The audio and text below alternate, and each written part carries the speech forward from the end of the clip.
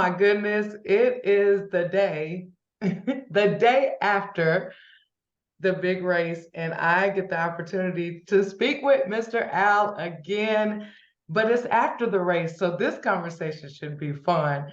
Oh my gosh, Vice Chairman Al, you did it. You did it. Yeah, You finished it. Hey, dude, and I noticed that I could see that BMW sign on your arm. Do you have on like your finisher shirt? I do. I know this is a little unorthodox. I've got on my SBIC t-shirt, but can I see your t-shirt since you're the big Let's finisher? compare notes here. Yeah, yeah. See, oh yeah, pull it down a little bit.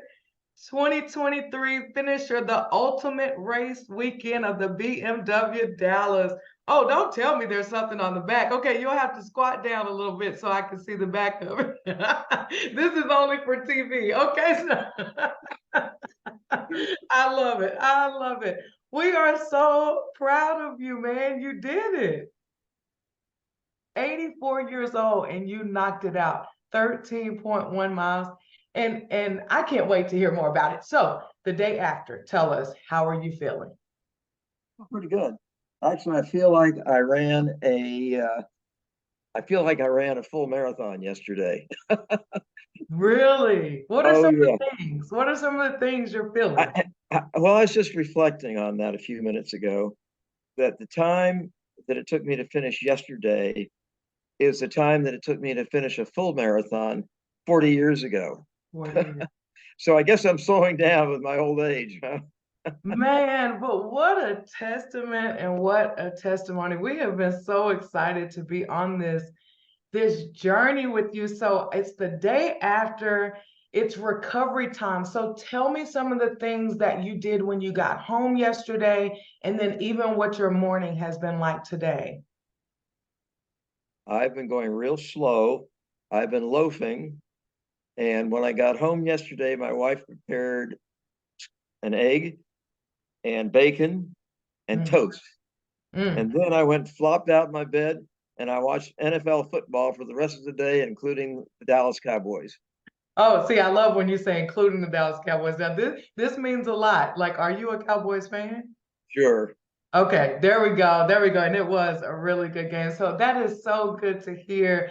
And what a good wife to prepare a meal for you. So I was waiting to ask you this because you told us in our first interview that, during the race, you don't eat and drink stuff because you don't have time for all that. But you said if there happened to be Hershey's Kisses, you might. So I've been waiting. Were there Hershey's Kisses on the race and did you have any? The closest I came was an Oreo cookie, and at about mile 10, and I took it and I ate it and I enjoyed it. I know that's right. So the And I closest you thanked got, her greatly for it. oh, I bet you did. So especially at mile 10. So tell us about the 13.1. So we always kind of know that space in the race where it's kind of like, all right now. So when did you kind of have to start digging deep? You know what? I reflected on that afterwards. As soon as I crossed the finish line, I worked hard the whole race. I Mm. I think I was digging deep the whole time, and especially in the first mile when my shoelace came untied, and that never happens to me. And when I see people doing that, I say, how can they be so stupid in an important race and not have tied their shoes right? Well, here it was, the first mile, it was untied. So I had to take the time to untie it. And my hands were so cold because it was so cold. So my fingers were shaking and trembling. It was hard to hold them still. So I finally got the shoe tied and Oh then took my off goodness. again. Well, as soon as that happened, there were people that I was running with, and I said, I'm going to have to race hard to catch up with them. And it took quite a few miles before I caught up with them. So my attitude was that I was digging deep the whole time. Mm. And my race times show me that I never slowed down. I in fact did what we call reverse splits or negative splits, where I was, as the race went on, I was going faster and faster until the last mile. And it turns out the last mile was uphill, and that was a booger. I did not Oh. like that. Man, thanks for sharing that because I know all too well about those negative splits. So, for those of you that are listening in to Al and I talk, that's a big deal to be able to go negative splits because nine times out of 10, a lot of people they go out all hard and then they Yeah, die out. yeah. So, it's great to show that. And from all my marathon experience, what I like least is toward the last quarter of the marathon, the last 5 or 6 miles, people passing me. Hmm. And what happened yesterday, after about the halfway mark, I was passing people like crazy and nobody passed me. So I really was digging in. Oh, I love that. I love that. So, what will today look like for you? Because I know everybody's different. Some people it takes a couple days. Like, what are you kind of thinking the rest of today and this week will look like for you as far as recovering? Will you run again this week or walk again this week? What does it look like? I suspect that I will not run tomorrow and Right. not today. And Wednesday morning is men's Bible study. So I think I'll go out and have a good run on Thursday morning. Good stuff. I'm so glad that you're doing it that way. Well, we were receiving so much traction. People were sending you so much love and Really? appreciation for you taking this step and for bringing Southern Bible along with you. So I know that we're going to continue to push our fundraiser out to the end of the year because people were so excited about it. So, what would you say to people that have already given to the cause of Southern Bible in support of you running your 13.1? What would you say to them? Well, I have great love for them, and I want to thank them so much because I think they started to embrace some of the vision of what our school is all about, where we've been, where we are, and where we're headed. Love that. And then for those that we are still encouraging to continue to give to Southern Bible because we're so excited about all the things that are ahead with Southern Bible, especially going into 2024. So if there's somebody kind of on the fence right now, they want to give, but maybe they think it's too late or they don't know if they should give, what would you say to them? Well, we are really involved in the earlier stages of a major campaign that will not only ensure our sustainability for the next year or two, but into the future. We've been in business for almost 100 years, and my vision extends well into the second 100 years.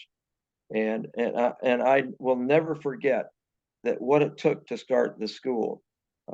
What it took were two professors at Dallas Seminary who were continuing to be disappointed that Dallas Seminary was segregated. And so they said, we'll just have to go out and start our own school, which they did 97 years ago. Wow. Isn't it amazing? And 97 years later, Southern Bible Institute and College are still equipping servant leaders. I mean, that is Yes. ultimately what we want to see. And I think I misspoke. Did I say we were still desegregated? We were still segregated. Segregated. Yeah. We were segregated 97 years ago, and they didn't see the school moving off of that at all. So they went and started their own school, and that was 97 years ago. Man, I mean, and we're going to turn around, and before we know it, as you said, we're going to be running right up on our centennial. Yeah, And, for those of you that are listening in, our vice chairman is exactly right. Like, it's about the next 100 years, it's about where we're going now. And yeah, it is going to be vital to have stakeholders, partners, community members, or those that just have a heart to want to give and invest into this next generation, yeah. especially those that are proclaiming the gospel of Jesus Christ. It's going to be very vital for us to have that financial support in order for us to stay sustainable.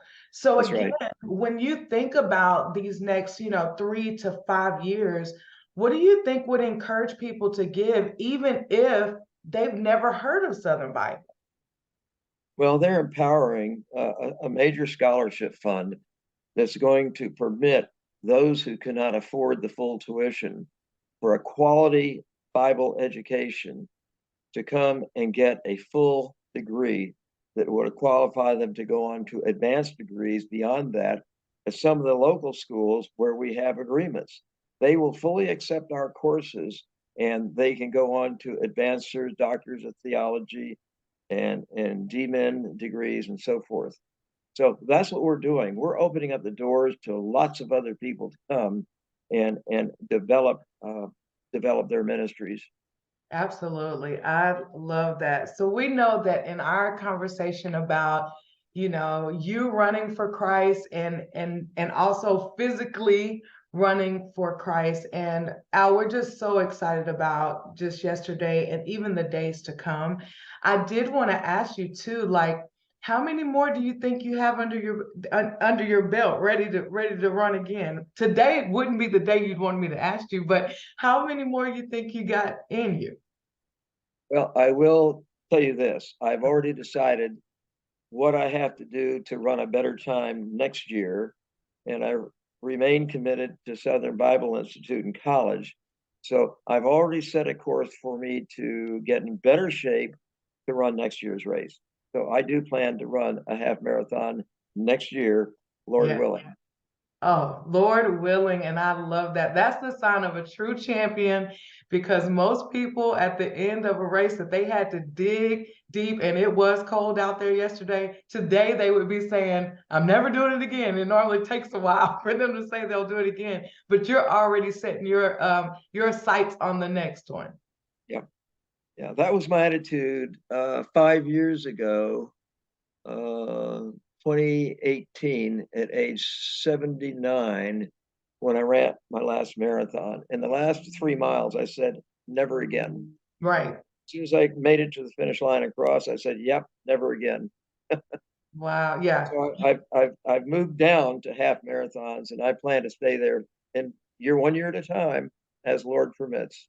Amen to that. That is so cool. Well, is there anything that you would just like to share even at this time? Because as we stated, although we know that kind of the push or the fundraiser is for Southern Bible Institute in college, but also just showing our support for you running your physical race. But is there anything that you would want to share with anybody that maybe they're kind of wondering, Al, what we're talking about when we say we're not just running naturally, but we're running for the Lord? Is there anything that you would want to share with that person listening right now about why it's important to actually run for the Lord? Well, this is an expansive question, so let me just say that my heart is with the people who are south of I-30. Mm, And up here in North Dallas, I think Southern Bible Institute and College is a well-kept secret. People need to know about it, what we're all about. And we have developed more pastors down in that area than any other school has done. And we want to keep on doing that. We presently have the capacity for up to 150 students. So we want to fill up the capacity, but beyond that, we do have plans for developing another administration building and another schoolroom building that will handle a whole lot more people than that on our beautiful campus. We have 12.3 acres and a beautiful location on Southampton and Camp Wisdom. So I would love people to be able to embrace the vision that I have of developing servant leaders down there in that part of town, which is so often neglected.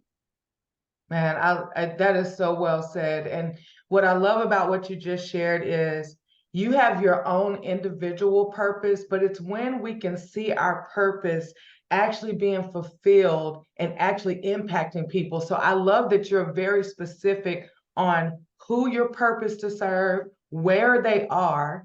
And that's important for everybody to know. All of us have a purpose of where, when, who, and Yeah. why we are to serve. So this is a blessing that you shared that. And for those of you that are listening right now, alongside our board is our president, Dr. Terrence Ford. If at any time you're like, how can I give to something like this? How can I hear more about this? Our president is very tangible. He enjoys sharing the vision. He enjoys laying out the plan because he is a major visionary. And so if you want to hear more about this, do not hesitate to reach out to Southern Bible. And Mr. Al, is there anything else that you would want to leave with us as we kind of put a cap on the race, but we take the cap off of everything that is about to come Southern Bible's way. Well, I don't have anything off the top of my head. I have to admit, I'm somewhat brain dead at this earlier stage of my recovery. I love that. And I will be when we finish interview, going back to the bedroom and taking another nap. I know that's right. Which I haven't done today yet. Hey, do it. We are, again, so proud of you, so thankful. We've all been messaging each other and checking in, and has anybody talked to him yet? So I feel more than honored and blessed that I got to see your face first. And so we're ready to put this out there so everybody can see how well you did and how well you're doing this morning. Thank you, Natalie. All right. Thank you so much, and have the a screen great... just froze. No, you're there, and have a great rest of your day.